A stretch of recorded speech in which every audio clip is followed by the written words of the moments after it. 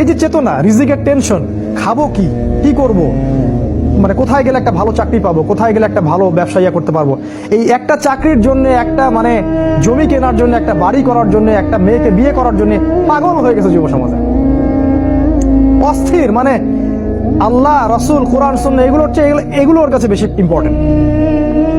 আর এর জন্য আমাদের পরিবারের কর্তারাও সমানভাবে দায়ী, অবশ্যই দায়ী। কারণ তারা ছেলে মেয়েদের মেন্টালিটি বুঝতে চান না। যদি কোনো ছেলে বলতেও চায় যে না আমি আল্লাহর পথে চলবো, আমি ইসলাম নিয়ে থাকবো, অল্পতে আমি সন্তুষ্ট, বাবা মা প্রেশার ক্রিয়েট করবে, না সবাই কত এগিয়ে গেল, তুমি পিছিয়ে পড়ছো, ও বিসিএস ক্যাডার হয়ে গেল, ও ব্যাংকে জব করতেছে, ও এখানে জব করে, ও তোমার বন্ধু দেখো কি করতেছে, তুমি পারো না। এই যে বিষয়গুলো বাবা মা ঢুকায় ভিতরে। পুরুষ মানুষের আত্মসম্মান কখন চলে যায়? যখন হাত পাততে হয় তখন।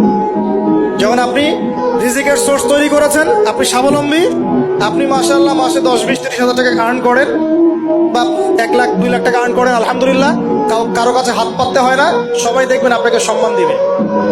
দিন শেষে আমি একা, আপনিও একাই, আমাকেও একাই যেতে হবে, আপনাকেও একাই যেতে হবে। এগুলো সব চারপাশের খালি অন্ধ মোহ, আর কিচ্ছু না।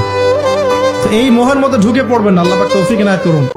আপনার তাকদিরে যা আছে আপনি পাবেন, না পেয়ে আপনি দুনিয়া থেকে যাবেন না, ফুল স্টপ। আর আপনার তাকদিরে যা নাই সারা দুনিয়ার মানুষ মিলে আপনাকে দিতে পারবে না, এই চিন্তা যার মধ্যে ইনস্টল করা আছে, সে আত্মহত্যা করে না কখনো, সে হতাশ হয় না কখনো, সে ভয় পায় না, আল্লাহর পথে চলতে গিয়ে পিছু পা হয় না।